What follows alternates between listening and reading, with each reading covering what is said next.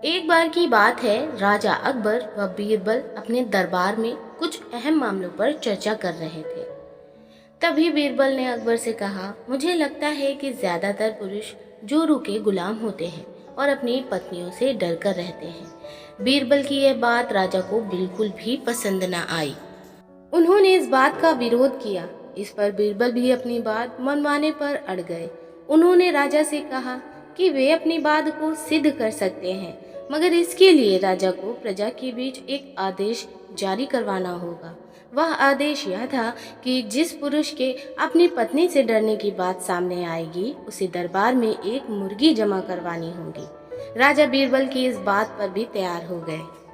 अगले ही दिन प्रजा के बीच आदेश कराया गया कि अगर यह बात सिद्ध हो जाती है कि कोई पुरुष अपनी पत्नी से डरता है, तो उसे दरबार में आकर बीरबल के पास एक मुर्गी जमा करवानी होगी।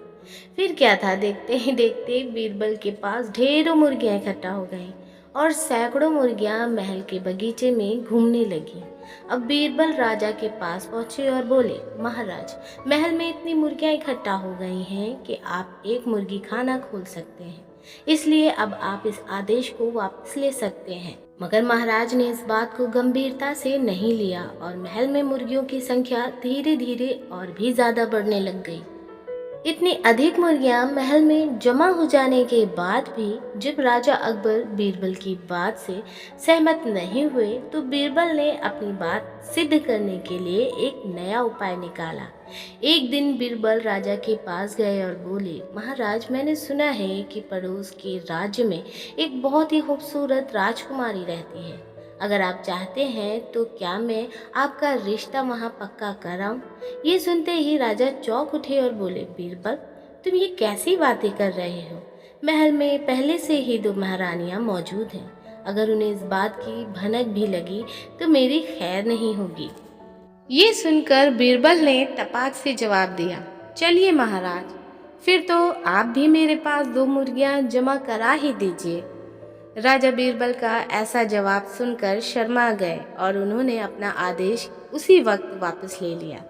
तो दोस्तों, इस कहानी से हमें क्या सीख मिलती है?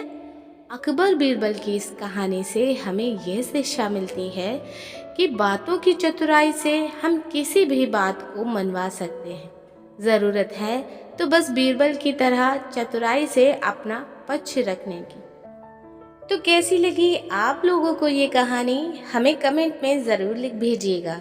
यदि आप इस चैनल पर पहली बार आए हैं तो ऐसी ही मज़ेदार स्टोरियाँ देखने और सुनने के लिए इस चैनल को ज़रूर सब्सक्राइब करके बेल आइकन को प्रेस करके ऑल कर लीजिएगा। हम आपको मिलेंगे एक और नई स्टोरी में, और जाते जाते वीडियो को ज़रूर लाइक कर लीजिएगा। तब तक के लिए धन्यवाद। आपका दिन शुभ हो।